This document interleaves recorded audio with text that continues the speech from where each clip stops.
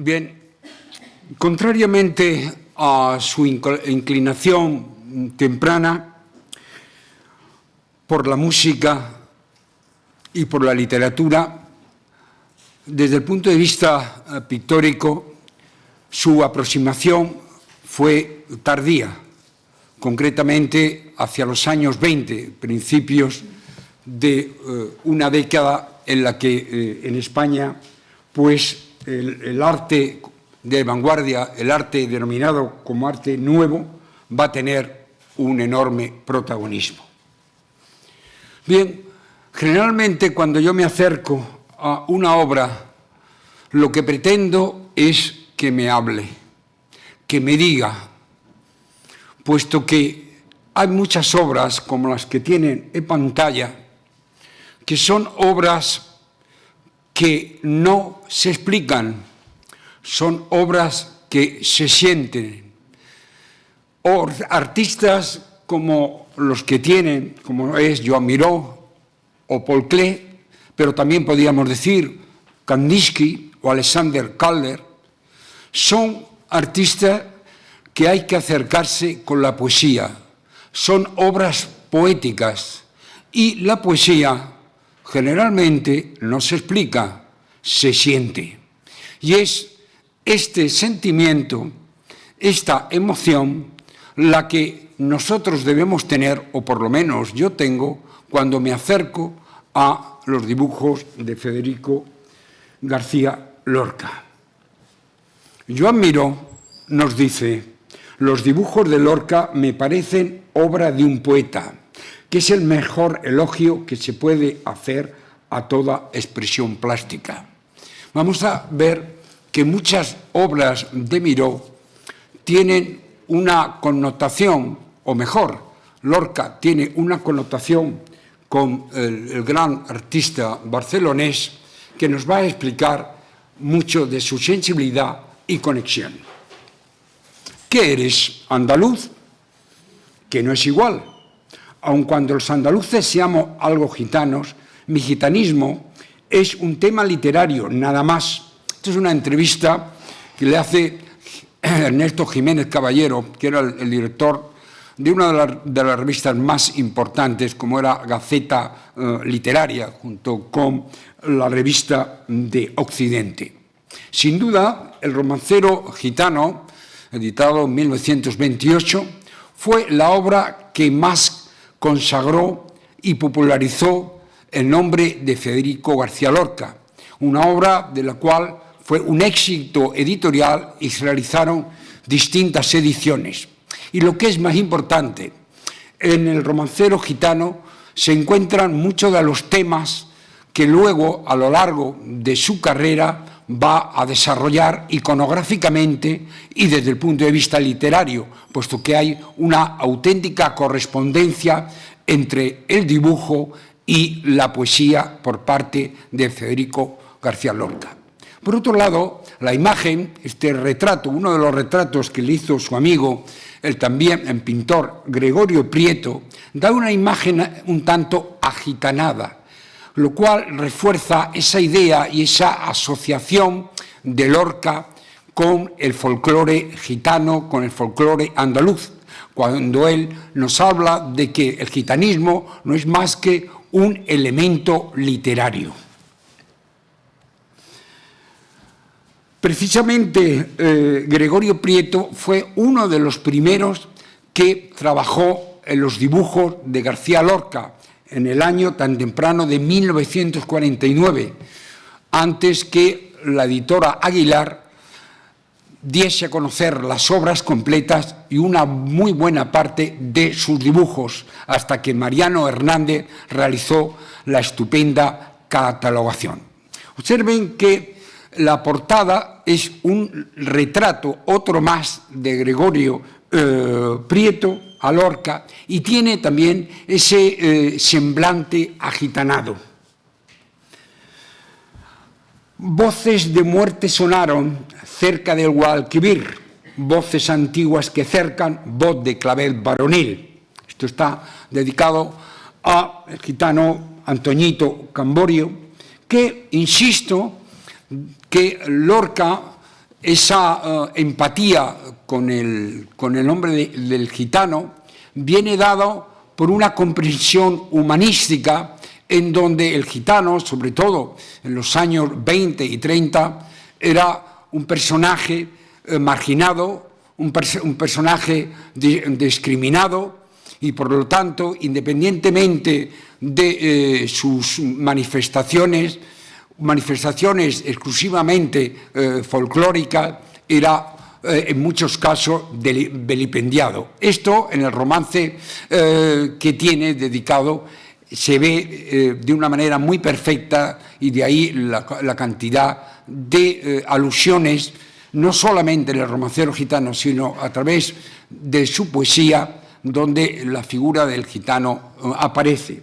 Aquí nos representa un gitano, Antoñito Camborio, totalmente ataviado, diríamos, en un sentido folclórico y un sentido tradicional, con chaquetilla, con su gorro, de la misma manera que el gran fotógrafo francés Jean Laurent pues realizó unos espléndidos reportajes sobre los gitanos de Sacromonte, y aparece con el típico sombrero catite.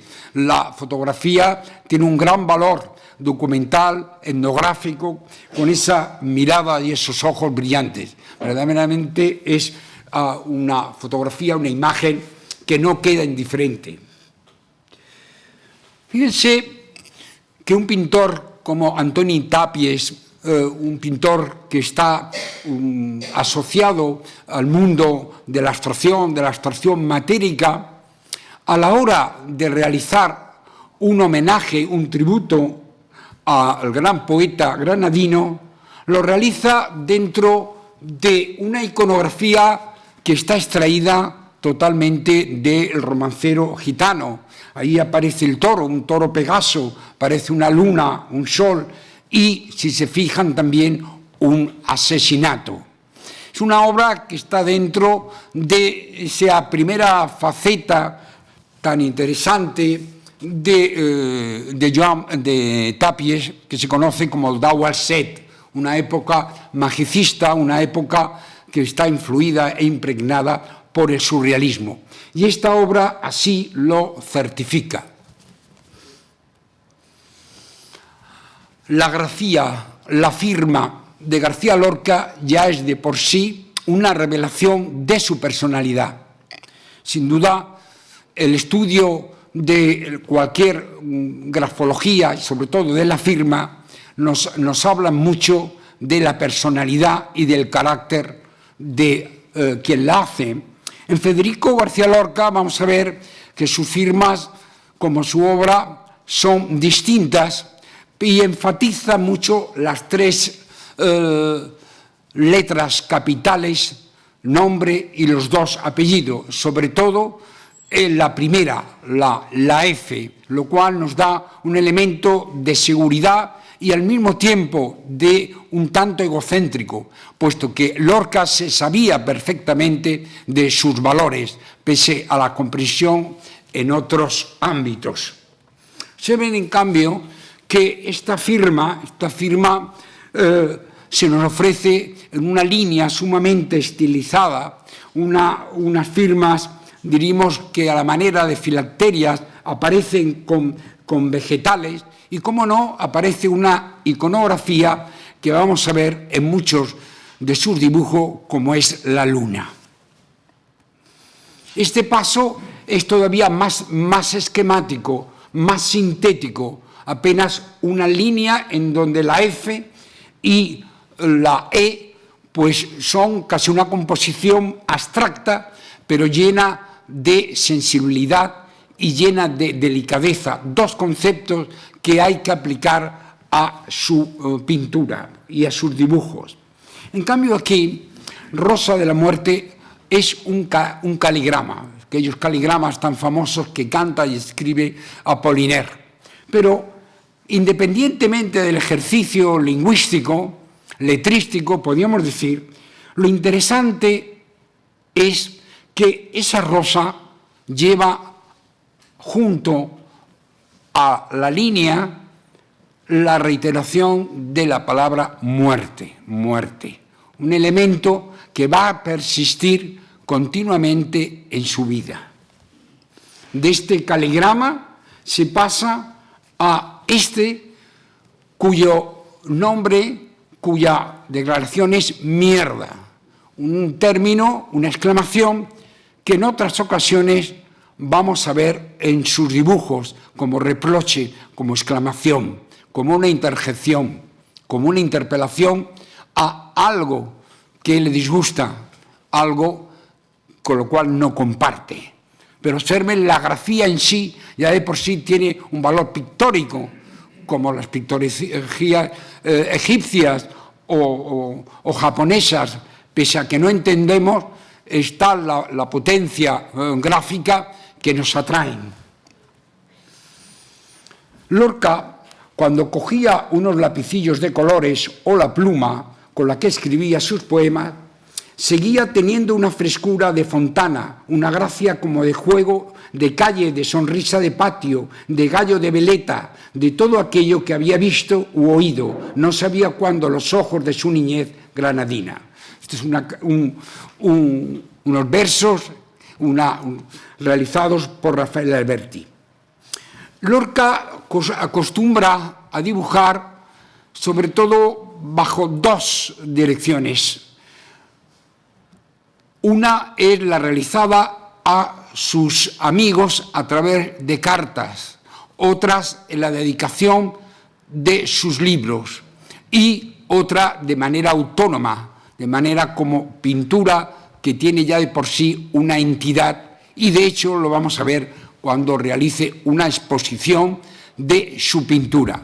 Pero generalmente lo que hace es dedicar acompañando con dibujos, algunos complejos, otros mucho más sencillos. En este caso es interesante porque en este dibujo vemos dos elementos. Uno, la Alhambra, este maravilloso edificio nazarí, en que pese a su sentido infantil o naif, que vamos a ver en otro dibujo, en relación a su realidad arquitectónica y desde el punto de vista donde está elaborado, se acerca bastante a la realidad, porque aunque modifica sobre todo el palacio de Carlos I, mal llamado Carlos V, pues vemos por otro lado la Torre de Comares, el peinador de la reina y el gallo, el emblema que va a servir y que luego veremos su significado en la revista del mismo nombre. Pero vemos que esta vista panorámica se acerca bastante a la realidad, sobre todo desde el llamado Paseo de los Tristes o bien desde el Mirador de San Nicolás, nos ofrece toda la potencia de esta arquitectura. En este sentido, una arquitectura que desde el exterior no esconde la belleza del interior. Es un elemento muy islámico de ver sin ser visto, de no suscitar, diríamos, la complacencia envidiosa y ofrecernos como un juego de volúmenes, como una arquitectura castrense. Otro ejemplo de cómo gusta a Lorca ilustrar proyectos. Piensen que Lorca tiene una visualización a la hora de hacer el teatro en apuntes, en bocetos, en sketch, y aquí, dedicado a Marianita Pineda, nos presenta un interior muy decimonónico, muy de familia mediana granadina, que ilustra muy bien cómo Lorca ha sabido captar el espíritu de las clases medias y sobre todo de la época. Las primeras pinturas, denominadas así, son escenografías realizadas para pequeñas obras de teatro, como La niña que riega la albahaca y El príncipe preguntón, obras para estrenar en familia en los días señalados, en este caso en el Día de Reyes, donde Lorca sabe captar muy bien la arquitectura popular de Granada, de los barrios, sobre todo del Albaicín, del Realejo, y va a plasmarlas, van a servir como telón de fondo de figura y paisaje, figura en donde está dentro siempre de una arquitectura al exterior. Pocas veces vamos a ver obras del interior. Aquí tenemos otra escenografía en donde aquí sí vemos estos dos elementos, estas oquedades, esta balaustrada y esta puerta, que nos dejan ver el exterior con dos elementos iconográficos que van a persistir, que voy a comentar, como es el ciprés y la luna. Piensen que la exposición que organizó el día de Navidad en su casa granadina contó con Hermenegildo Lanz, un gran guitarrista, un gran escenógrafo, y que hace unos años pues tuve la oportunidad de ver una magnífica exposición, sobre todo a partir de las marionetas, el guiñol, que Hermenegildo Lanz ofrecía y representaba en las pequeñas obras teatrales que, repito, eran destinadas para un ámbito familiar. Aquí tienen lo que, si antes hemos visto, un grupo de marionetas, el fondo es este, un fondo en donde vamos a ver dos elementos, como es el agua y un naranjo. Piensen que Granada es una ciudad de aljibes, de canales, de albertas, de pilares y de fuentes, de plazas íntimas, de plazas que recogen muy bien, sobre todo, el sentido recoleto que aparece en muchas de las obras de Lorca. Pensemos a Pedro Soto de Rojas, paraíso cerrado para mucho, jardín abierto para todos. Evidentemente se inspira en el agua. Lorca dice, agua cuando llegas. El agua está muy, muy presente en sus dibujos. El propio sonido cadencioso, el rumor de las fuentes, sobre todo por las noches en silencio, pues son elementos que va a incorporar. Agua, ¿dónde vas? Riendo voy por el río a las calles del mar. Mar, ¿a dónde vas? Río arriba, buscando fuente donde descansar. Chopo, ¿y tú qué harás? No quiero decirte nada. Yo, temblar. ¿Qué deseo? ¿Qué no deseo? Por el río y por el mar, 4 pájaros sin rumbo en el alto Chopo están.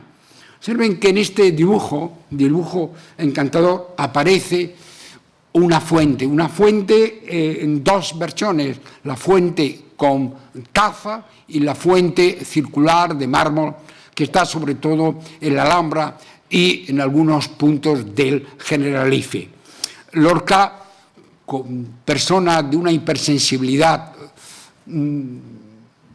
patológica, podríamos decir, no es ajeno a que también le hable la arquitectura y que, como buen granadino, guste de representar en sus obras este tipo de dibujo. Como ven, una plaza del Albaicín, como aquí puede ser la maravillosa plaza de Santa Marta, recoleta, pequeña y silenciosa. O en esta carta de Rosita de la Soltera, una de las primeras obras, Granada es apta para el sueño y el ensueño. Evidentemente, la arquitectura nazelí, islámica, pues es una referencia que no puede dejar de tener presente.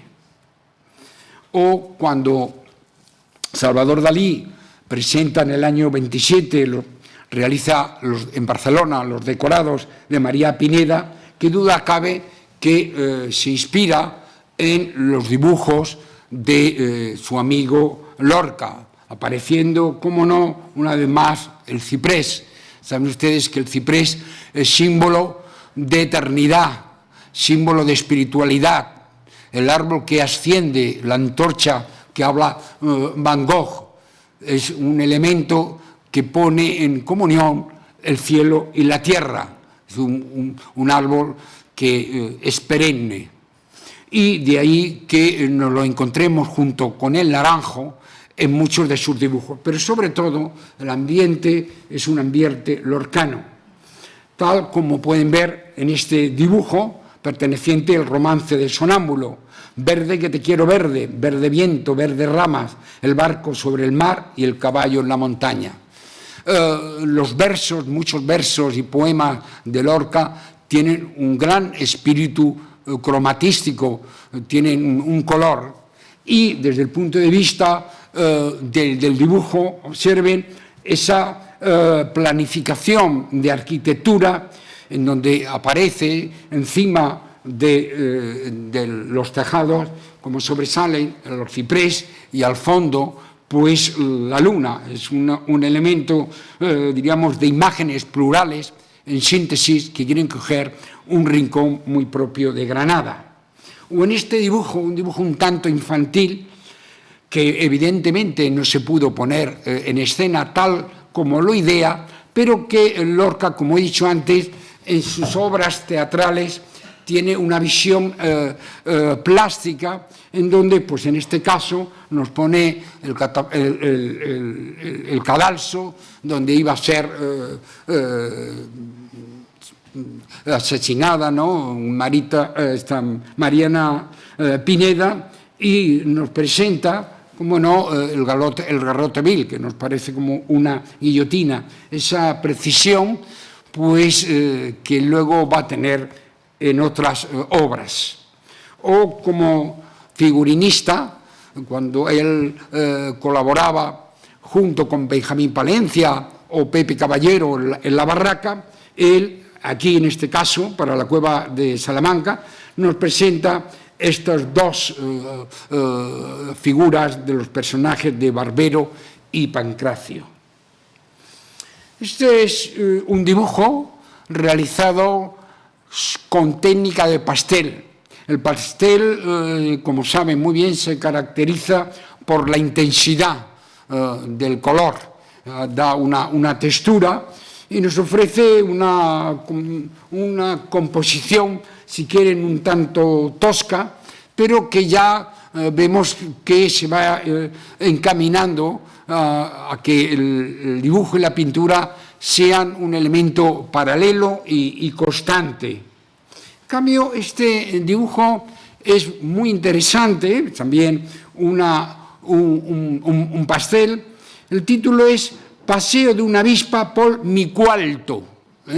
El cuarto ese es consciente, en donde es una composición muy curiosa, porque si se fijan, nos presenta el trazo de la avispa, que recorre toda la composición, y en el fondo, primer plano, una mesa, y en el segundo, una puerta, ¿no? Ha dado un sentido planimétrico, pero sobre todo el hecho de subrayar ese movimiento de la avispa, lo mismo que Machado hablaba de las moscas.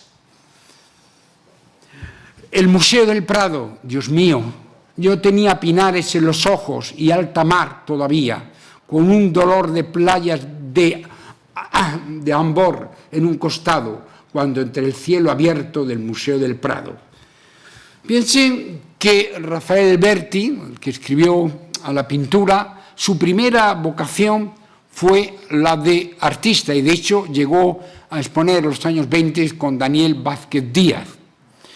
Piensen, por otro lado, como algunos historiadores han querido señalar, que probablemente las primeras obras abstractas realizadas en España se deban al poeta Rafael Alberti. Aquí tienen una composición abstracta, de una abstracción geométrica muy colorista, pero fechada en el año 23. Que sepamos, en este año no existe todavía pinturas abstractas como tal. predomina otros elementos, como vamos a ver. Dice, soy un poeta para que los ojos son las manos de su poesía. En esta composición también muy colorista, no tan abstracta como la que hemos visto, pero en cambio aquí, en este friso de danzarina, está fechado en el año 20 y sabe muy bien captar el ritmo y el movimiento en la línea. O luego las famosísimas caligrafías que realizará. Piensen que él editó 10 poemas romanos cuando estaba viviendo en el Trastevere, o bien Los ojos de Picasso. O sea, tiene una producción de dibujos muy importante, no tanto como pictórico, que eso se terminó después de la guerra, pero de dibujos, pues sí. Y aquí, como Lorca, vemos que combina poesía con sentido plástico. Pero no solamente es Lorca o Alberti, sino que hay una gran cantidad de escritores, de poetas, desde Víctor Hugo, William Blake, o piensen como Rafael Zelaya, asiduo de la residencia de estudiantes, que también realizaba estos dibujos, unos dibujos claramente muy surrealistas, como Ramón Gaya, como Ramón Gómez de la Serna, donde tienen una faceta menos conocida, pero que también revela su interés y el querer extenderse en su creatividad. Aquí tenemos unos dibujos, son dibujos muy populares, en donde son significativos. Primero, la Virgen de los Dolores. Recuerden que la patrona de Granada es la Virgen de las Angustias, no es la Virgen de la Esperanza, sino de la Angustia. Aquí nos presenta a este paso de la Virgen, eso sí, con 7 puñales clavados, con un fondo que algunos han querido ver, y de hecho parece ser es el Tajo de Ronda, pero el hecho de escoger una iconografía, una geografía, pues dolorosa. Y en la otra, este santo peregrino, que en realidad más parece un San Roque, aunque le falta el perro, pues aparece, como ven, entronizado en esa sucesión de guirnaldas, como una hornacina, lleva su cayado y sus mulos aparecen sangrando, ¿no? Es una devoción popular muy presente, como vamos a ver en Lorca, o este elemento de mujeres granadinas en estos 3 dibujos, la muchacha granadina en un jardín, donde vuelve a aparecer la fuente, y el personaje con unos grandes ojos, con la cabeza ladeada y una rosa, siempre con un sentido melancólico, con un sentido que nos habla de soledad, de una espera, de un amor que no llega, tanto en el sentido profano de esta muchacha granadina, como la monja profesa que porta la cruz y una flor, o bien esta Soledad Montoya. Subrayemos lo de la soledad, que se nos aparece como una magdalena, y en el fondo aparece la palabra hombre en una cruz de largos clavos.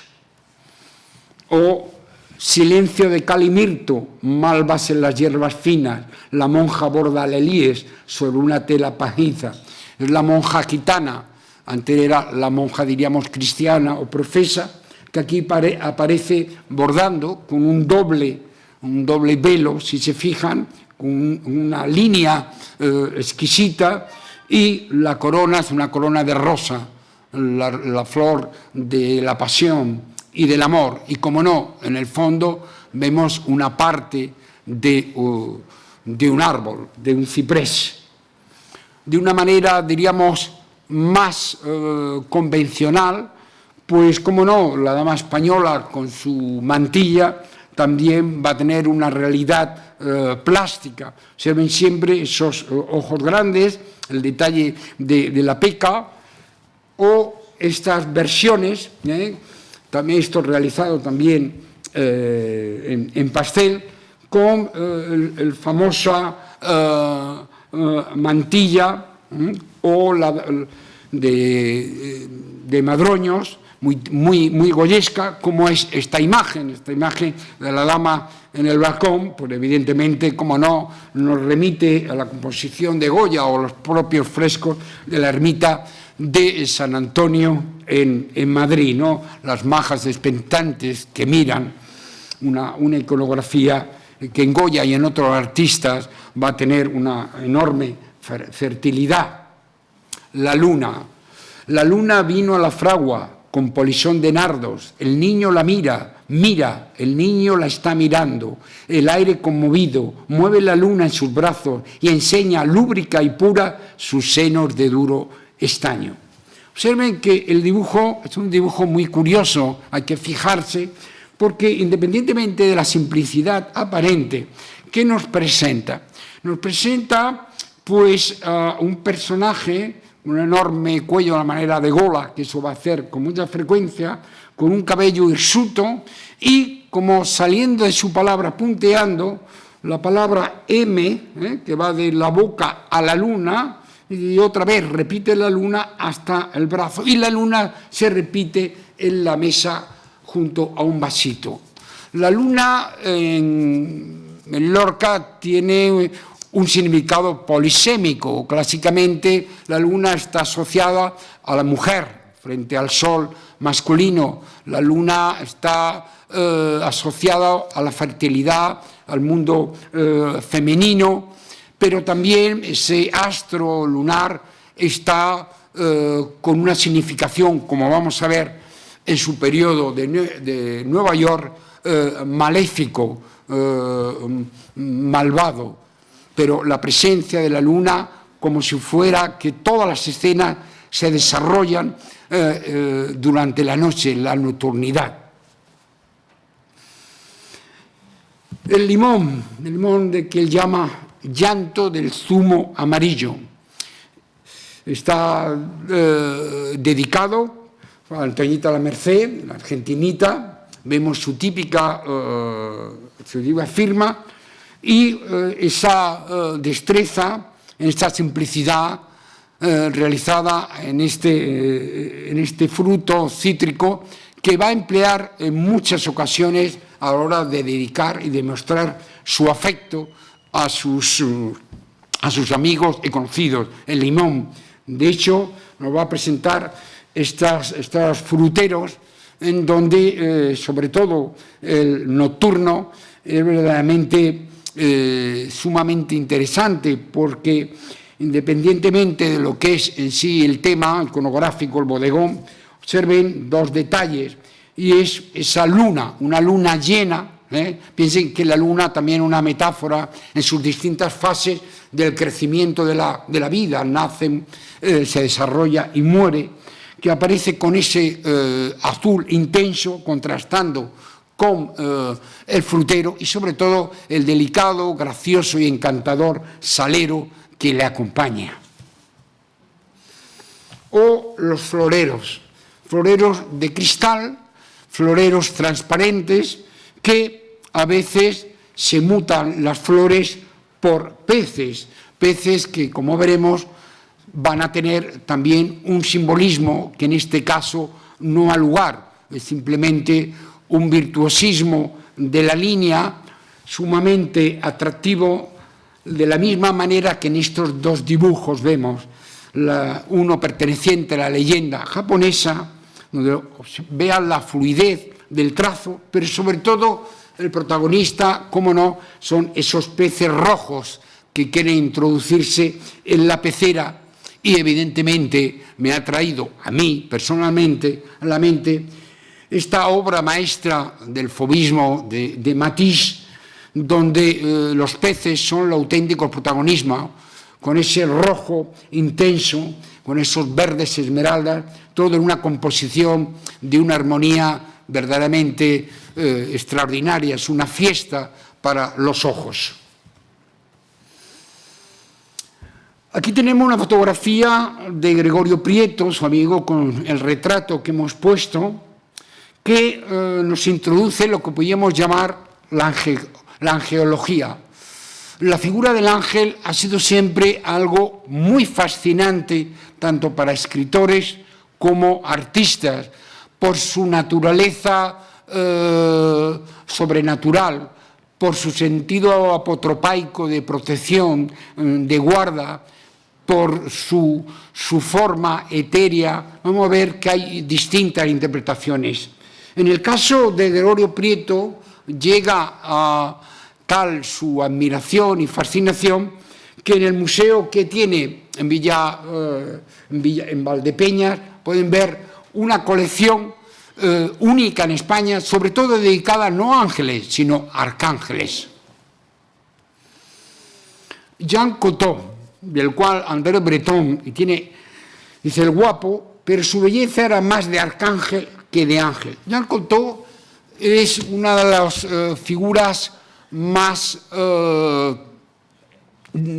creativas, polifacéticas.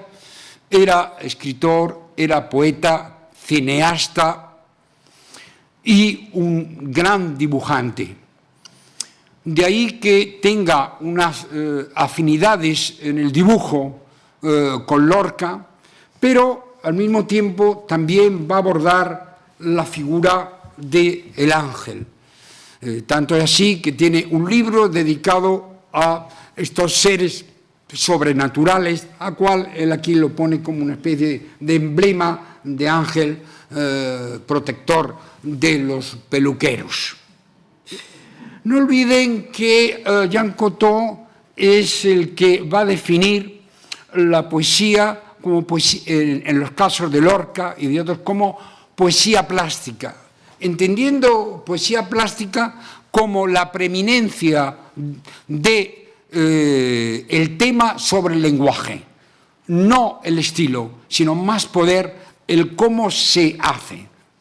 Aquí tenemos otro ángel, pero un ángel de otras características de Lorca, Luzbeth, el ángel más bello, el ángel que cayó por su soberbia, y nos lo presenta con dos características, unas propias, Luzbeth, el demonio, el mal, con estos cuernos, las alas que están cubiertas con ojos, óculos, son del pavo real, estos ocelos, que vamos a ver en otras composiciones de otros artistas, y observen que los muslos son vellosos.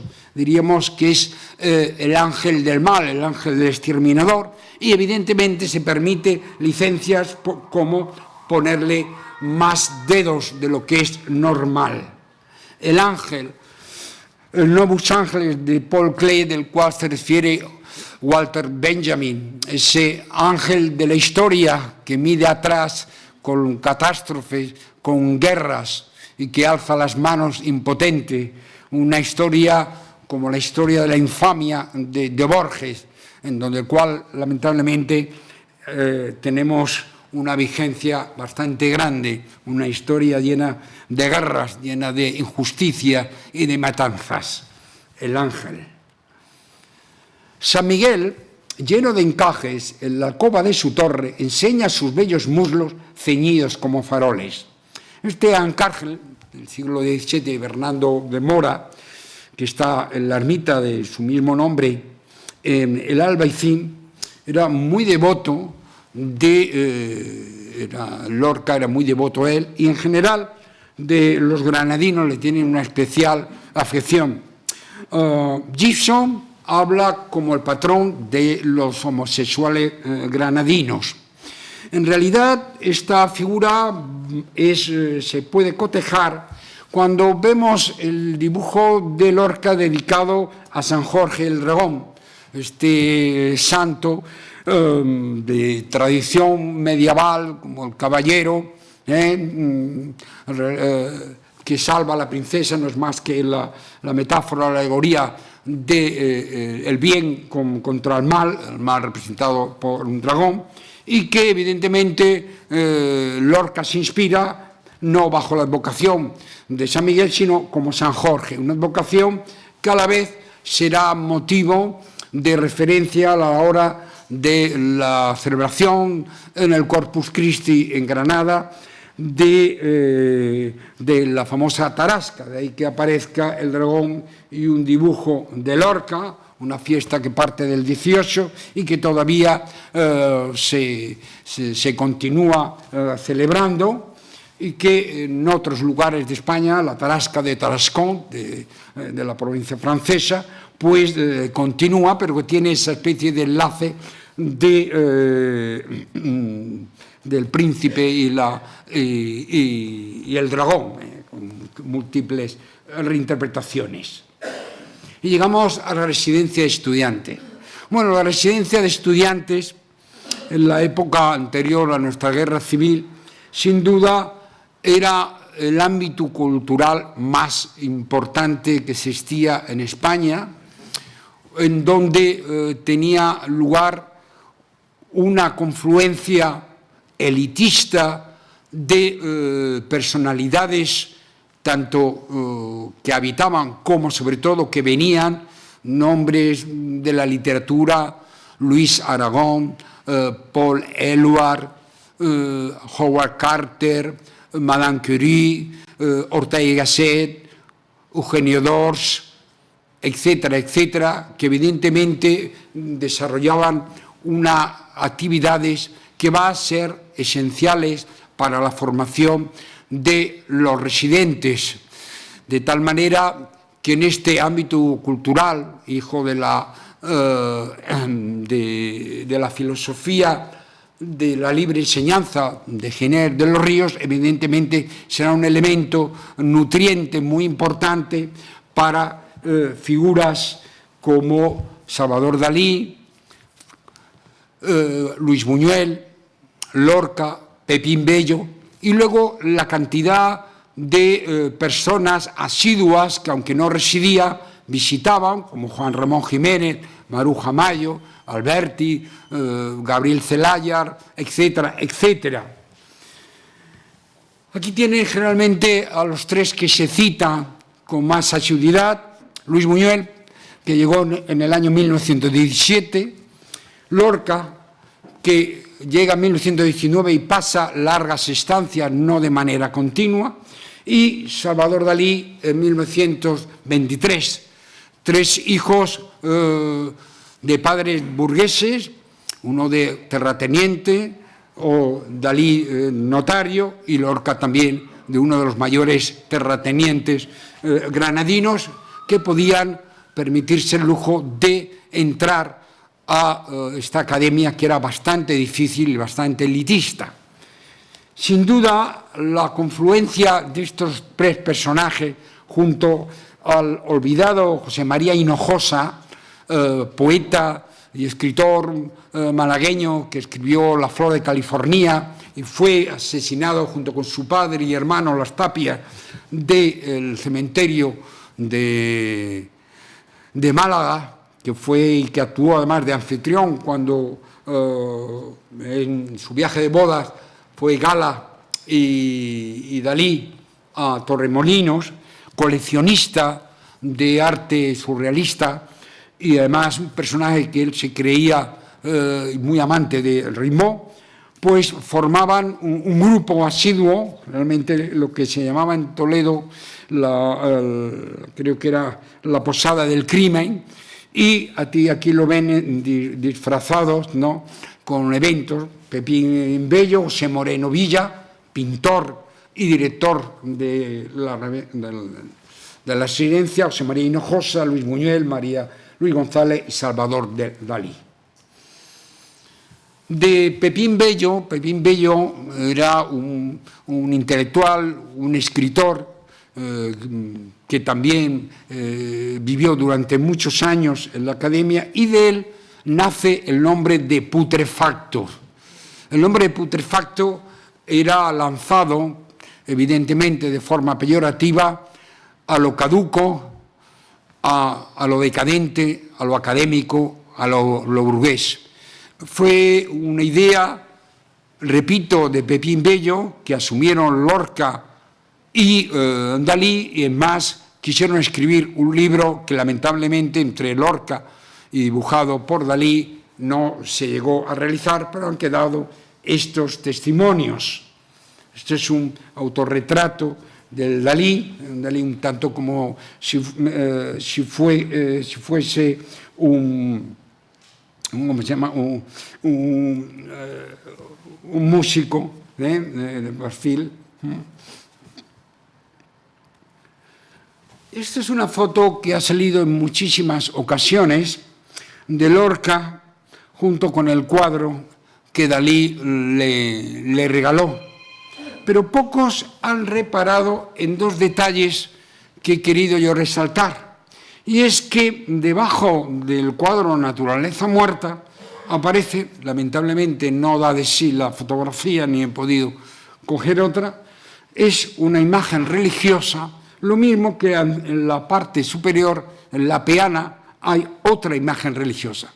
En esto quiero subrayar que Lorca, independientemente de la adhesión a un credo determinado, era muy religioso como lo era su madre. De hecho, si van ustedes a la huerta de San Vicente en Granada, verán que en su fachada hay una hornacina vacía que yo en mi adolescencia vi con la figura de San Vicente en honor a Vicenta, la madre maestra de Lorca, pues se hallaba. Lamentablemente, pues ya no está y no han tenido la capacidad de la organización de poner otra. Pero sí insisto en estos dos detalles que significan mucho como, diríamos, acompañan a Lorca en el cuarto, junto al famoso cuadro que presentó Dalí en el año 20, propio del arte nuevo, dentro de una obra de carácter metafísico cubista. Veremos que Dalí pasa por muchas fases hasta estar dentro del surrealismo, y vamos a ver que ahí nace una intimidad profunda. Dalí y Lorca fueron amantes con letras mayúsculas, y que ese afecto va a estar muy bien representado en los variados dibujos que uno a otro se hacen. Este es un dibujo de Federico en donde lo presenta como pintor, y como elemento original observen cómo la paleta está en el hombro y señala los colores, el azul, el verde, etc. De la pipa sale el humo como una áurea que va desde la cazoleta hasta la cabeza. Este es el dibujo de Federico a Dalí, o este, que es mucho más importante, más interesante, por una serie de elementos. No olviden que Lorca realizó la famosa Oda, o Salvador Dalí, de voz aceitunada: no elogio tu imperfecto pincel adolescente, ni tu color que ronda la color de tu tiempo, pero alabo el eterno limitado. Esta magnífica Oda pues nos representa a Dalí en su plena acción de artista, no solamente con los atributos de la paleta, y de manera un tanto humorística no pone Salvador Dalí, sino vean que pone Salvador Adil, y abajo pone pintura. Y el cuadro que se refiere lo vio en Cadaqués en el año 25, que fue la primera visita que Lorca tuvo a Cataluña, a Cadaqués y a Figueres. Aquí tienen un retrato de Dalí, también por Lorca, donde aquí sí que tenemos que pararnos en esas falanges que terminan, que están dentro de una pecera, un florero, y hay unos peces. El pez es un símbolo fálico, un símbolo sexual, aunque aquí también se permite el humor de convertirlo o transmutarlo en corbata. Ese es un retrato sumamente interesante que nos dice la fecha y el lugar en el famoso Café de Oriente de Madrid. Es una mancha que se destaca por su fondo del papel blanco, y parece que el rostro se está disolviendo. Se puede interpretar como una premonición a la amistad fallida y rota que se va a producir, sobre todo a partir de 1928, entre el poeta y el pintor. Otro elemento que nos llama mucho la atención y está en ese periodo de enorme intensidad amorosa entre Lorca y Dalí es esta obra, el típico bodegón, pero bodegón cubista a la manera muy singular de Dalí, donde aparecen elementos propios del cubismo, como la guitarra, la botella, Braque, etcétera, etcétera.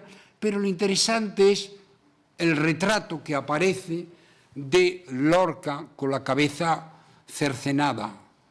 Vamos a ver iconografías de cabezas cortadas, degolladas, con mucha frecuencia.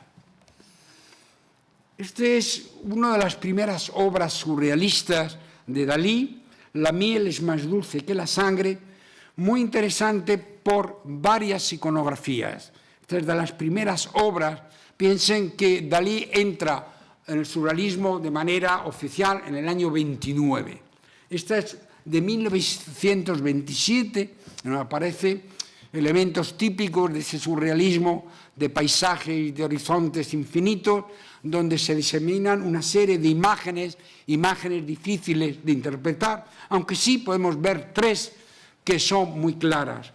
Un desnudo apuntado, cercenado, al lado de una especie de retáculo de sangre, un burro en descomposición y la cabeza, el retrato con los ojos cerrados, está soñando de Lorca, donde podemos ver su cerebro.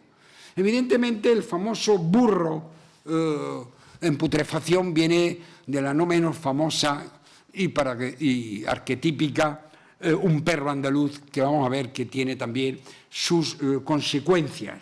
Pero sobre todo es el retrato de Lorca.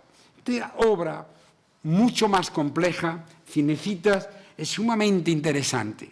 Vemos todo un vocabulario de elementos viscosos, orgánicos, en donde, aparte de cuerpos amputados, hay dos elementos muy interesantes, y es el rostro de, una vez más, de Lorca en uno de los extremos y la mirada hipnóptica, fija, absorbente, de Dalí. Dalí, de perfil, mira a Lorca dentro de ese elemento orgánico y verdaderamente inquietante por la cantidad de formas, evidentemente dentro de un surrealismo típicamente español. Y también vemos, si observan con detalle, otra vez el esqueleto del asno o el burro, que también parte de lo que llamaba Pepín Bello el carnuzo. Esto es otro autorretrato, pero un retrato sumamente original, doblado en tres. Si se fijan, la figura central es la silueta de Salvador Dalí, mientras que a ambos lados tenemos el rostro, la silueta de cara ancha de Lorca y, por otra parte, el perfil, otra vez, de Dalí.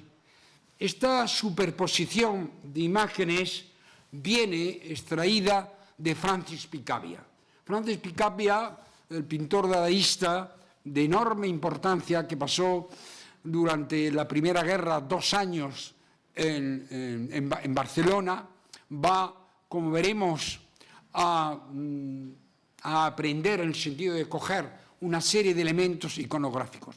Pero aquí esto es una creación típicamente de la superposición de imágenes de Picabia, es lo que llamaba Marcel Duchamp la tercera dimensión sin perspectiva, superposición de imágenes, que esto no sabemos si fue directamente que vio la exposición Dalí, pero que él va a incorporar a su pintura.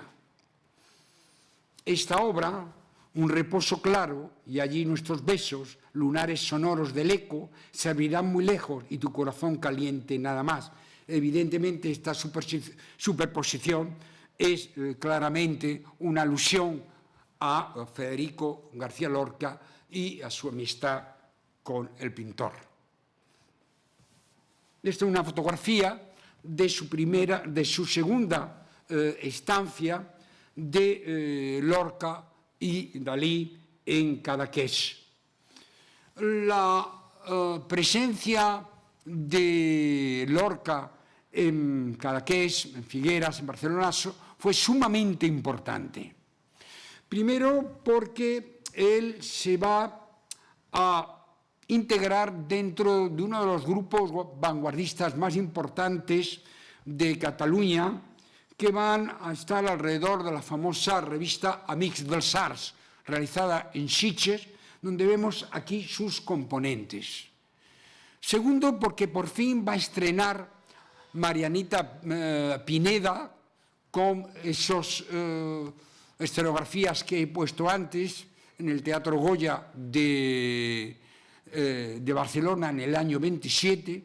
Él va a colaborar también en el famoso Manifiesto Groc, Manifest Antiartístic del año 27, firmado por Montaña y Sebastián Gach, crítico muy importante para Lorca, y que va a ser trascendental a la hora de que Lorca exponga por primera vez de manera individual en Barcelona.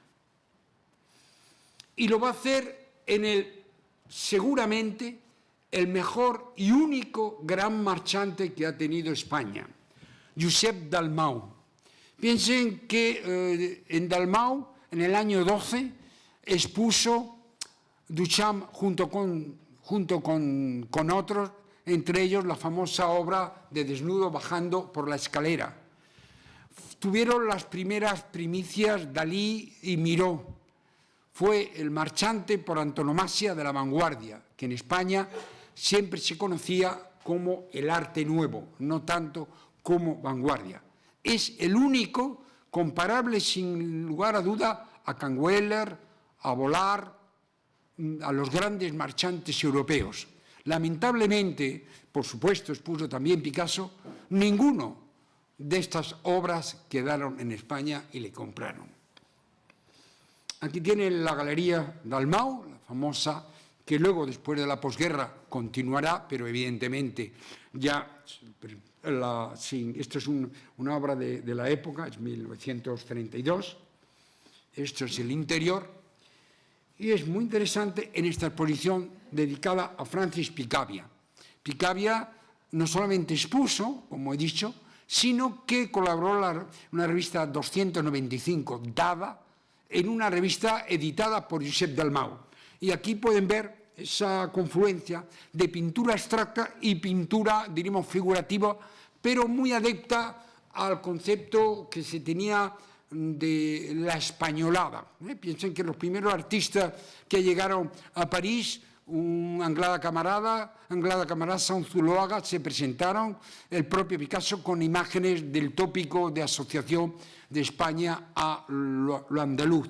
Esta imagen que ven a la izquierda es esta, que es este dibujo magnífico de la española. Piensen que Francis Picabia pasó, diríamos, celebró su boda y pasó por Sevilla y realizó varios cuadros en el Mayor del Espíritu Dada.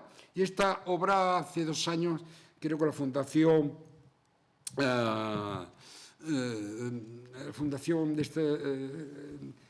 de aquí, no me acuerdo, la de la Caja de Ahorro de San Fernando, la expuso.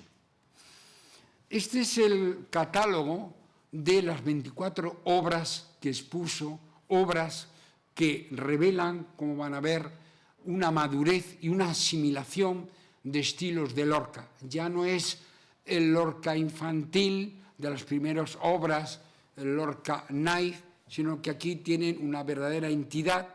Son obras realizadas sobre cartulina, menos en óleo, varias técnicas, y aquí está toda la plana que apoyó a Lorca. Los dibujos de Lorca se dirigen exclusivamente a los puros, a los sencillos, a los que son capaces de sentir sin comprender. ¿Se acuerdan de lo que he dicho al principio sobre Klee y sobre Miró? Sentir antes de explicar. Bien, observen que la semilla del cubismo o la semilla del surrealismo está aquí perfectamente clara en Lorca. Esta es una obra que la he tomado sobre todo por una frase que es muy significativa. Bailarina española. Volvemos al año 20... Bueno, él hacía una especie de flashback en algunos de sus dibujos. Pero piensen que Lorca era un gran entendido de ese arte nuevo, que realizó una magnífica conferencia en el Ateneo de Fuentevaqueros con motivo de inaugurar la biblioteca, y el dibujo pone arte puro, mierda, porque él asociaba al arte académico, al arte excelso de la academia, o sea, que enseñaba la Academia de San Fernando, como algo desechable. De ahí que lo interesante es la manera como de forma indirecta explora y dice lo que él piensa del arte. No olvidemos que Lorca realizó la famosa conferencia en el Ateneo, en este caso de Granada, sobre el sketch de la pintura, donde hizo un repaso acompañado con imágenes, con diapositivas de todos los sismos, o sea, que estaba perfectamente informado. Y aludió, como no, a Maruja Mayo, que era asidua y amiga en esta exposición que ha habido últimamente en el Reina Sofía. Es una de las mejores artistas surrealistas, aunque aquí nos da una visión de las verbenas populares de Madrid muy afín a la obra de Ramón Gómez de la Serna, o a este excepcional cuadro de Angelita Santo, que aunque hubiese hecho solamente este cuadro ya formaría parte del surrealismo, en donde nos presenta una tierra cuadrada, donde en cada una de las caras nos presenta experiencias, la vida cotidiana, casas que no tienen tejado, como el de Diablo Cojuelo, y nos ofrece la vida y sobre todo el elemento fantástico de estos ángeles que roban fuego al sol para iluminar las estrellas, una forma muy poética, o sobre todo a esta grandísima artista junto con Juan Gris y Picasso, en la cual Lorca le dedica esta elegía, y que hubo una exposición en el Museo Picasso hace unos años, amiga de una sombra que no he visto nunca, pero me ha hablado a través, las pinturas hablan, de unas bocas y unos paisajes por donde nunca fue nube. La elegía de María Blanchard, artista en donde en la exposición se nos presenta entre estas obras, obra no cubista, tiene una personalidad, la comulgante, recuerden, dentro de la iconografía, el monaguillismo o la primera comunión, el propio Picasso en su museo, y aquí nos presenta esta especie de niña comulgante, novia, que está en un contexto como un estudio fotográfico, y lo interesante no solamente es la expresión de ella, sino sobre todo el fondo, por Connive, de ese cuarteto de ángeles que lleva el niño. Bien, aquí está la revista Amics dels Arts, esta revista de vanguardia importantísima catalana, en la cual Lorca escribió y, por supuesto, Dalí, y que dio a pie a que luego en Granada pues realizase una revista que lamentablemente fue efímera, de 2 números, con el nombre del Gallo. El gallo lo evoca porque gallo significa el despertar a la modernidad, a lo nuevo, de ahí el nombre. Y el diseño, observen qué diseño tan extraordinario, digno de una Bauhaus, lo realizó Salvador Dalí. El gallo, como digo, es el emblema de la revista. Otro de los elementos que va a dedicar parte de sus dibujos es el payaso. El payaso es una iconografía de lo que alguien ha dicho, el tonto sagrado o el bufón bueno, el cual representa, se enmascara, oculta su dolor, mientras ofrece una risa, divierte. Es contrariamente a la figura de Arlequín, que es el personaje astuto, pícaro, malicioso. Al contrario, el payaso es esa persona que nos divierte, pero en su interior es una persona humana que sufre. Aquí nos lo presenta en el ámbito circense, ofrecen que aparece con un guante y al fondo con un trapecio. Son imágenes también melancólicas, que nos ofrece la figura del payaso, que es enorme gola, mono de Groguira, pero siempre con esa mirada reflexiva, melancólica, triste. Nada mejor que recordemos la famosa ópera de Lo Caballo ríe payaso, y sobre todo el artista expresionista francés Georges Rouault, que dedicó gran parte de su producción a revelarnos el alma herida, sufriente y dolorida del payaso, una imagen que se aparte de la imagen estereotipada y un tanto grotesca del payaso que en su doble faz, el maquillaje y la realidad, va a ser de alguna manera un trasunto del propio Lorca y su propio estado anímico. De ahí que nos presenten esta doble faz o bofetadas. Evidentemente es el payaso que se lleva las tortas en el circo por parte del clown o del Augusto. De ahí la multiplicidad de manos. Otra de las teorías, otro de los temas es el marinero. El marinero, la iconografía náutica va a ser también muy importante para escritores y para pintores. Piensen en la revista Litoral malagueña y en Alberti, Marinero en tierra, sus poemas, ahora veremos. Y aquí Lorca nos dice: se trajo en el corazón un pez del mar de China, a veces se ve cruzar diminuto por sus ojos, olvida siendo marino los bares y las naranjas, mira el agua. Piensen que el marinero es en realidad también una metáfora, es la navegación de la vida. Baudelaire nos habla, marinero, tienes, o mejor dice, hombre,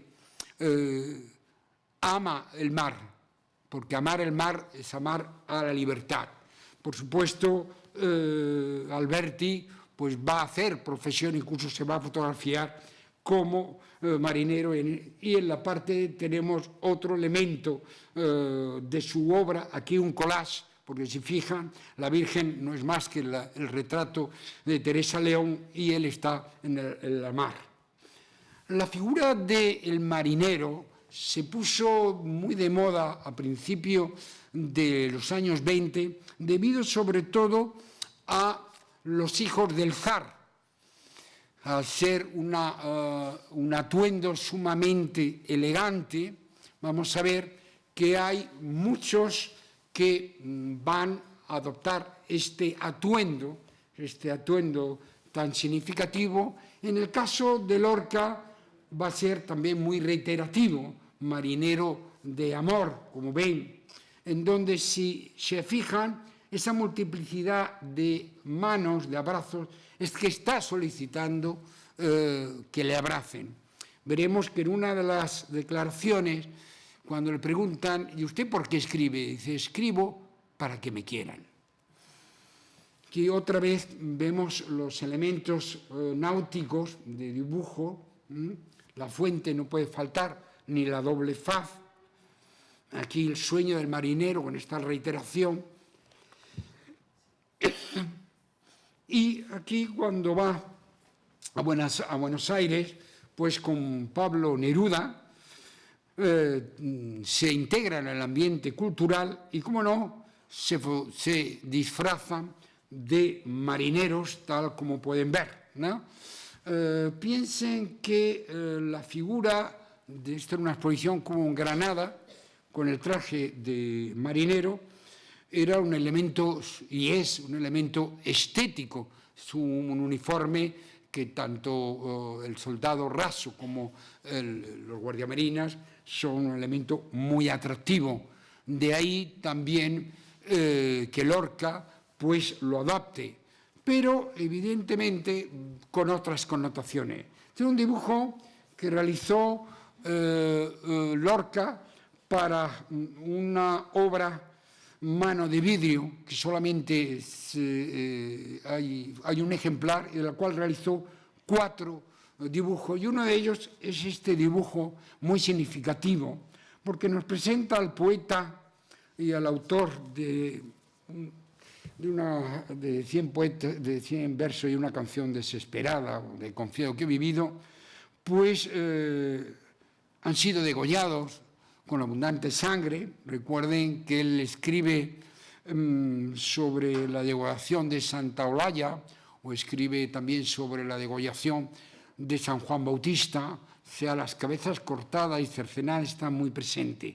Sentido de crueldad podemos verlo en este dibujo que hasta hace muy poco se atribuía a Salvador Dalí, por eso lo he puesto, pero que últimamente se ha visto que es de José Caballero. Es un dibujo truculento, sádico, donde vemos cuerpos amputados y cabezas insertas en la rama, que evidentemente nos están llamando a los dibujos escalofriantes de los desastres de la guerra, sobre todo este de Goya, gran hazaña con los muertos. Pero la otra connotación es una connotación claramente homoerótica del marinero, tal como aparece aquí, en estos 3 marineros con el grumete, y sobre todo en el de color, donde nos aparece un personaje viril, con barba, que tiene a su lado un afeminado marinero, y el fondo es curioso porque hay una mujer que alza los brazos como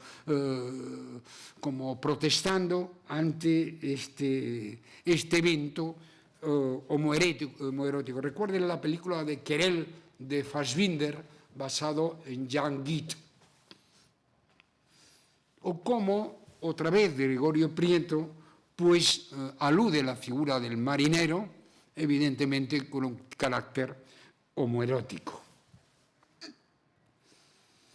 ¿Cómo no? Walt Whitman, ni un solo momento, viejo hermoso Walt Whitman, he dejado de ver tu barba llena de mariposas, ni tus hombros gastados por la luna, ni tus muslos de Apolo virginal. Tanto Gregorio Prieto como Lorca, sobre todo en Poeta de Nueva York, tendrán versos, dibujos que aluden al gran poeta de Hojas de hierba o Oh capitán, mi capitán. Tanto es así que Gregorio Prieto realizará este dibujo icónico y admirable de este gran poeta norteamericano, donde estas barbas patriarcales pues se ensortejan con mariposas, ¿no? Un elemento que concuerda mucho con ese sentido panteísta de la naturaleza y del amor de los animales que el gran Whitman tuvo presente. Pero por otro lado, esta imagen nos retrotrae a lo que hoy podríamos llamar un performance por parte de Gregorio Prieto, que, como saben, pertenece al movimiento postista con Edmundo de Orí y de Eduardo Chicharro, que gustaban de disfrazarse, y aquí se nos aparece con peluca y en vez de mariposa tiene abejas que están en su rostro.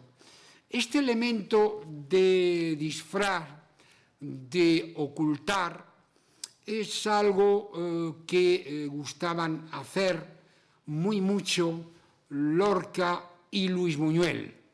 Luis Buñuel le declara a Max Aub en una de sus biografías que él realiza, y dice Buñuel que disfrazarse es una de las experiencias más grandes porque llevas otra vida oculta. Si esta imagen nos retrotrae de manera, diríamos, adversa a la imagen de Walt Whitman, esto nos da la idea o conecta con el gran fotógrafo norteamericano dedicado al apicultor. Pero lo importante es el disfraz como Lorca, el disfraz como Buñuel. Recuerden que en este libro, en estas declaraciones a Max Aub, y también, si han leído Mil ojos tiene la noche, se habla de que Lorca y Buñuel gustaban de disfrazarse de monja, e incluso Buñuel pues iba a los servicios y agredía a los homosexuales. Buñuel, independientemente de ser un gran director, un gran genio, era bastante bruto. Payaso de rostro que se desdobla. ¿Otra vez? No. El tema interesante es la serie de iconografías que Lorca va a realizar a personajes llorando. Puesto que el lloro es un sentimiento, una emoción de un estado en el cual vamos a ver como otros artistas, como en el caso de Frida Kahlo, en sus múltiples autorretratos, todos biográficos, nos ofrece dos imágenes. La imagen plástica nos está diciendo que está sufriendo físicamente, pero sufriendo también de manera sentimental, por la soledad, por los engaños de Rivera. Y eso vemos también en Lorca. ¿Por qué escribe don Federico? Para que me quieran. Vemos que la dirección de lloros de plañidera es bastante continua. Frida y Lorca. Esta es una de las obras más interesantes. Muerte de Santa Rodegunda. En realidad no es Rodegunda, es Radegunda, pero él pone Rodegunda.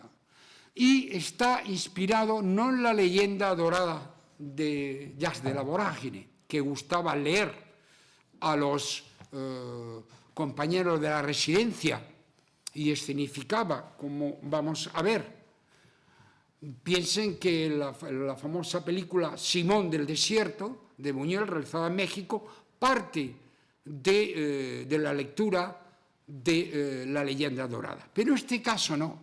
La leyenda Radegunda fue una reina merovingia, reina y esposa de los francos, esposa de un tal Clodoveo, que mató a su padre y a su hermano, una especie como Hamlet, y que ella al final pues lo dejó, como era natural, y se retiró a un convento, un monasterio en Poitiers y formó una orden. Este es el origen verdadero de Santa Rodegunda. Pero ¿qué es lo que presenta Goya? ¿Qué es lo que presenta Lorca? Una imagen sumamente cruenta. La he dividido, son dos versiones. La primera, nos aparece un doble rostro, un doble cuerpo, donde vemos en una parte que está vomitando sangre que cae en un recipiente, tal como he puesto en este detalle. Algo que en la película de Viaje a la Luna, de Frédéric Amat, hay, y en el propio guión que escribió en Nueva York. Piensen que el guión de Viaje a la Luna fue publicado muchos años después, la película, como veremos, también es más, pues hay múltiples escenas de personajes que vomitan. El vómito como expresión de angustia, En esta visión, a mí me recuerda mucho a la cara de la verdad de Roma, ¿no? Pero el vómito como angustia va a ser un elemento muy reiterativo. Y observen que la otra parte del cuerpo de esta Rodegunda tiene 4 heridas en el cuerpo, lo cual recuerda a este escalofriante cuadro de Frida Kahlo, unos cuantos piquetitos, el cual está basado en un hecho real, en el cual un bárbaro apuñaló repetidas veces a una pobre mujer, y cuando le fue preguntado el juez, ¿qué ha hecho usted?, pues de manera cínica dijo, solamente unos cuantos piquetitos. Esto lo leyó Frida y realizó este cuadro, que si observan, la sangre no se limita en la composición del cuadro, sino incluso en el marco. La otra versión es mucho más interesante. Nos vuelve a poner otra vez Santa Rodegunda. Aquí aparece encima de una mesa, hay una serie de personajes, como el lineal de la parte de arriba que lleva una lira, otro como un espectro que lleva una bengala, pero lo más interesante es la brutal hemorragia de sangre que sale del sexo.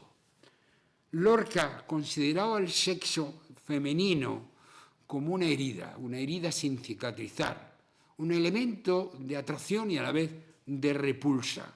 Estos dibujos son bastante significativos.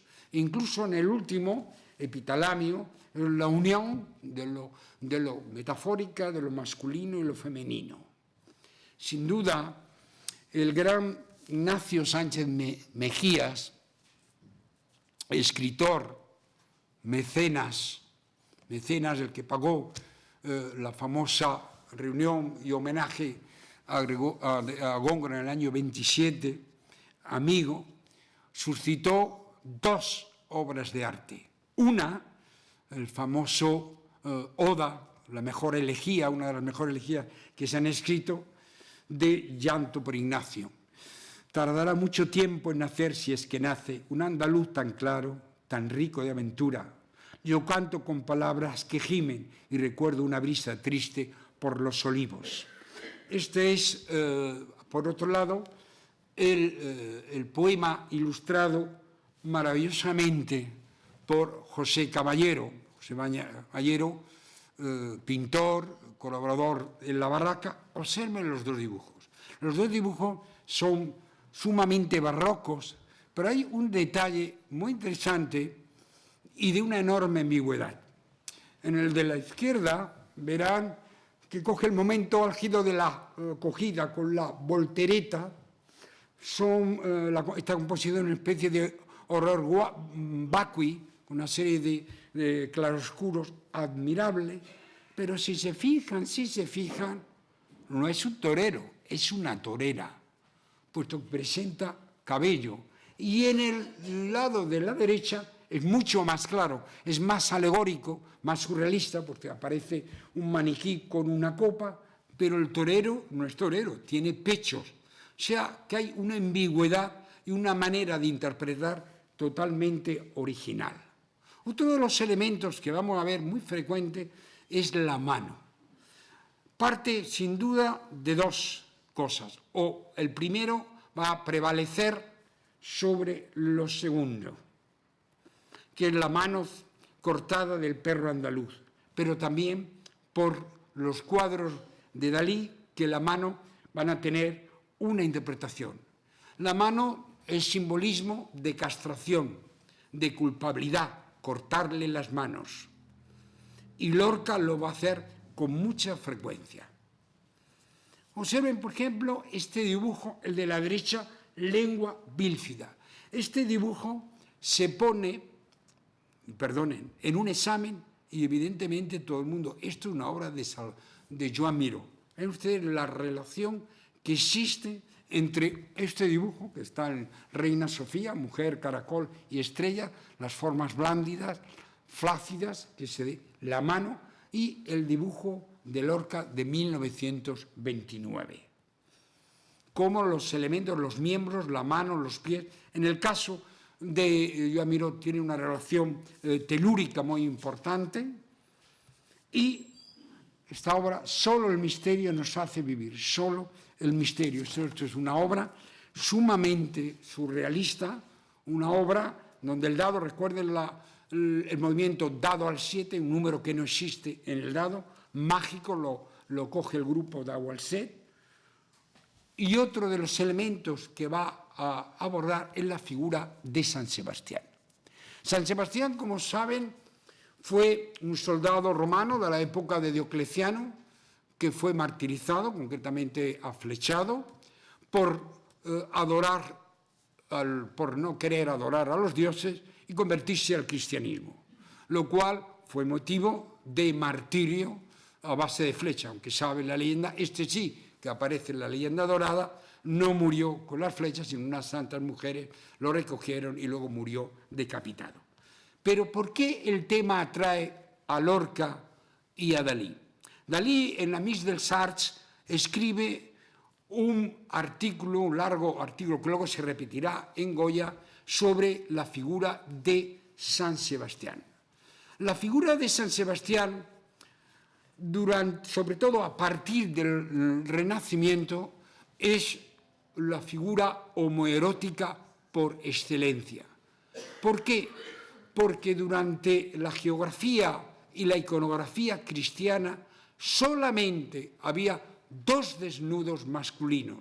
La figura casi desnuda de San Sebastián y la figura completamente desnuda de Cristo, realizado por Miguel Ángel o Benvenuto Cellini, como vamos a ver.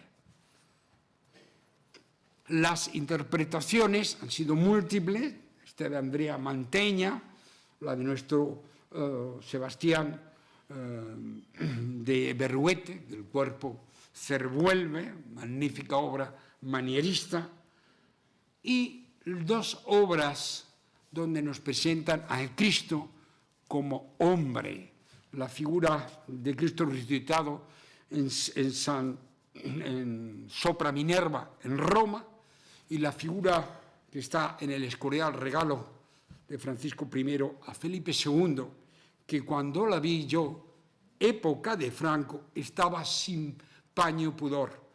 Hoy tiene un pudor. Observen ustedes el adelanto que tenemos. Dos figuras verdaderamente extraordinarias. ¿Pero por qué?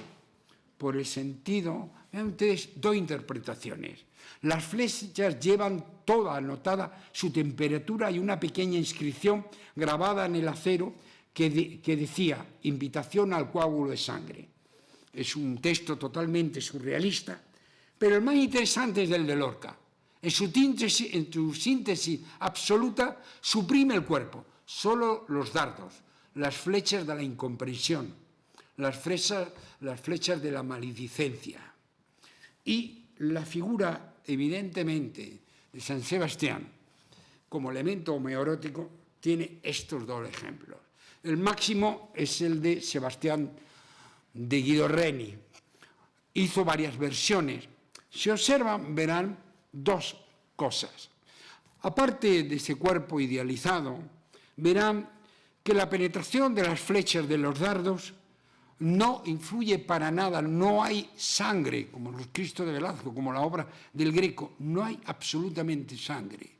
Y la expresión del rostro de Sebastián de Reni es un rostro que no muestra agonía ni sufrimiento.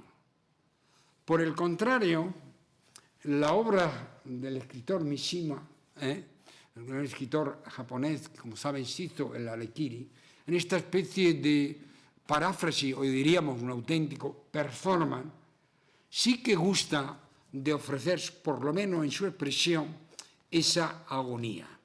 Porque al fin y al cabo, el San Sebastián es algo muy unido a algo que ustedes muy bien conocen, y es la idolatría del dolor y la belleza. Nueva York va a marcar una etapa de su vida. Me fui con el único patrimonio de la emoción ante las cosas. Bueno, esta frase en realidad la podía decir porque era su estado anímico en general. El viaje a Nueva York en el año 29 tiene dos causas y, como digo, va a marcar un antes y un después. Va a Nueva York huyendo, primero por el gran amor que tuvo con el escultor Emilio Aladren. Sin duda, dentro de la multiplicidad de amantes, fue el que mayor dejó huella y marchó huyendo, marchó con Fernando de los Ríos, y Nueva York va a ser para Lorca una especie de, por una parte, un sentimiento contradictorio, como verán. Aquí nos dice: busco mi carne, las huellas de tus labios, el manantial besa el viento sin tocarlo.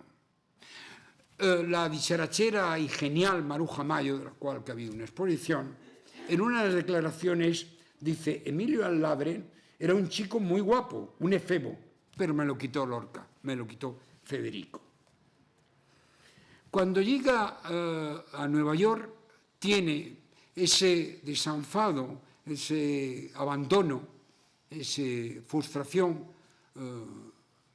de una ruptura drástica con su amante, pero por otra parte quiere alejarse de la idea y de la asociación de Lorca, el del romancero gitano. Esto va a producir dos obras maestras: una, Poeta en Nueva York, sin duda el mejor obra para mí de Lorca, y en segundo lugar el guión de Viaje a la Luna, que solamente muchos años por detrás se pondrá en pie. Cuando Lorca va a Nueva York en el año 29, va a estar 29-30, tenemos que tener presente la situación de Nueva York, la que él llama la Senegal de máquinas, la Babilonia, la gran metrópoli, que por un lado representa el epicentro de la modernidad, el país del jazz, el país de las revistas musicales, del progreso, del capitalismo, pero por otra parte la ciudad, como se suele decir tópicamente, que nunca duerme, del bullicio, de extrema segregación social, sobre todo al negro, al hispano, del capitalismo. Él es presente y testigo del crack del 29, de lo que representó. Y en una alma tan sencilla, evidentemente eso tenía que repercutir en los dibujos. Y dos elementos muy interesantes, bueno, interesante entre comillas. Lorca, que fue a la ciudad de Colombia, a Nueva York, con el pretexto de aprender inglés. Lorca no hablaba ni habló ni una sola palabra en inglés.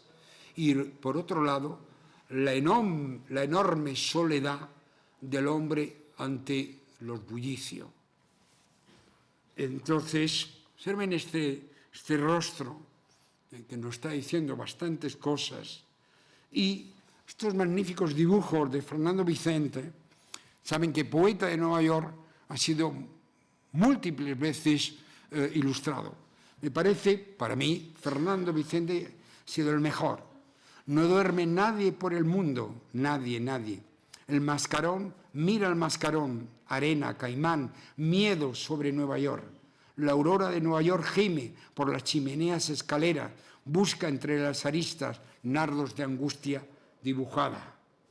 El crack del 29, el paro, los suicidios, la bolsa. Algunos autores, en las últimas biografías, nos hablan que Lorca tuvo la mala experiencia de ver gente que se tiraba desde Nueva York, el crack. Aquí está. Cuando el chino lloraba en el tejado sin encontrar el desnudo de su mujer, y el director del banco observando el mamómetro que mide el cruel silencio de la moneda, el mascarón llegaba a Wall Street.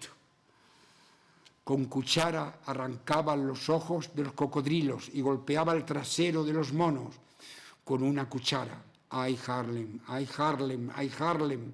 No hay angustia comparable a tus ojos oprimidos, a tu sangre estremecida dentro del eclipse oscuro, a tu violencia granate sordomuda en la penumbra, a tu rey prisionero con traje de conserje. Esto es un autorretrato sumamente significativo. Va a hacer mucho. Dos elementos. Primero, el rostro, veremos de dónde viene, aparece sin boca. Aparecen sus inconfundibles cejas pobladas. Aparece inmerso dentro de los rascacielos, como una amenaza. Y observen dos elementos. Que hay rascacielos que sustituyen los vanos, las ventanas, por letras. Un letrismo muy surrealista. Y por otro, está rodeado de estos animales fabulosos que vamos a ver repetido en muchos autorretratos. La idea de aparecer retratado sin boca, según ha sido estudiado por Santos Torroella y por varios, coincide en su amigo Rafael Barradas. Este es un retrato de Barradas y Lorca en donde aparece sin boca, algo que también vemos que Dalí hace, se autorretrata sin boca. Dibujos aquí sumamente surrealistas, como ven, esta especie de mago monumental que porta cabezas seccionadas, y este animal que se repite de una difícil zoología que ha sido emparentada con los famosos beatos, los códices que él vio, incluso dio una conferencia y aparecen, y algunos han querido interpretar como un elemento que se inspira en ellos. Como ven, la reiteración y la analogía es semejante, o este dibujo donde el protagonismo es la exclamación de ¡ay!, que se repite en la cortina, no sabemos por qué esta exclamación, o la muerte como una obsesión, que vemos, por ejemplo, que se anticipa en muchas ocasiones, como estos tres artistas. Oscar Domínguez anticipó su suicidio en el año 33, cortándose las venas. En el 57, Antonio Ponce de León, que fue asesinado, pues tuvo un accidente y fue fusilado. O autorretrato de Nicolas Lecuona, que murió en el frente en este montaje. Somos jóvenes que presienten la muerte. O dos figuras sobre mi tumba. O Arlequín ahogado, muy interesante por la iconografía de la repetición de ojos. Algo que procede directamente, otra vez, de Francis Picabia, el dadaísta, que en sus composiciones surrealistas hace esta reiteración de miradas, pero que a la vez estas miradas son tomadas de la pintura románica de Santa María del Taúl de Barcelona. Y no olviden que él estuvo 2 años. Estas figuras fantásticas, como la de el serafín, la reiteración de los ojos, de ese ángel que guarda y apotropaico, eso aparece en las obras. O estos sentidos lineales, pájaro con figura, o estos dibujos neurológicos de Ramón Cajal, estas tramas que han sido muchas veces puestas en analogía con obras de Lorca, o incluso de un pintor que tuvieron hace unos meses una exposición en una galería, Zuch, Alberto, también son analogías que se pueden hacer, o incluso estos dibujos de una botánica fantástica, mágica y misteriosa, que a mí me recuerdan a las obras del simbolista Odilon Redón, vuestro rostro con flechas, que él dice que las flechas las pone porque van al corazón. Y esta fotografía es muy interesante, es del año 25, la hizo Ana María Darí del primer encuentro y estancia de Lorca en Cadaqués, de la cual realiza esta fotografía. Quiero dormir un rato, un minuto, un siglo, pero que todos sepan que no he muerto, que hay un establo de oro en mis labios, que soy amigo del viento oeste, que soy sombra inmensa de mis lágrimas. Lorca se sabe por muchos, por el mismo Buñuel, por Pepín Bello, que le gustaba en la residencia escenificar su muerte. Son auténticos rituales de la muerte. Tenía un verdadero obsesión por la muerte. Y esta fotografía del año 25 nos interpreta como muerto. Pero es que en el año 18, en una serie de fotografías, un documental que se ha perdido, su amigo Manuel Ángel Ortiz realiza unas fotos que representan una historia de la leyenda hebraica masónica, Hiram asesinado, en donde está retratado aquí Lorca, pero él aparece, asume el protagonista de Hiram asesinado. De manera más clara, en la película que hace, magnífica por otro, que tuve yo el gusto de presentar por primera vez en Andalucía, de Federica Amat, pueden verla en YouTube, El viaje a la luna, aparecen personajes tomados del guión, la figura del pez, y cómo en la vida sueña los autos sacramentales, dice Gil de Ontañón, que fue uno de los barracos, como se llamaba, los de la barraca, que a la hora de elegir, fíjense, la única vez que se sepa que Lorca fue actor, él dijo, yo quiero hacer el papel, es una reinterpretación de la sombra, con un paño, un tul negro. O sea, él escoge de motus propios la sombra, la muerte, la oscuridad infinita e irreversible, la muerte, como aparece en esta imagen impresionante del séptimo sello de Bergman. Y por último nos dice, cuando se hundieron las formas puras, bajo el cri-cri de las margaritas comprendí que me habían asesinado. Recorrieron los cafés y los cementerios y las iglesias, abrieron los toneles y los armarios, destrozaron 3 esqueletos para arrancar sus dientes de oro. No olviden que Lorca murió acompañado de 3. Y ya no me encontraron. ¿No me encontraron? No, no me encontraron. Bien, no lo encontrarán nunca, porque nunca nos ha dejado. Se encuentra en todas partes. Solo siempre desaparecerá cuando no exista recuerdo. Gracias.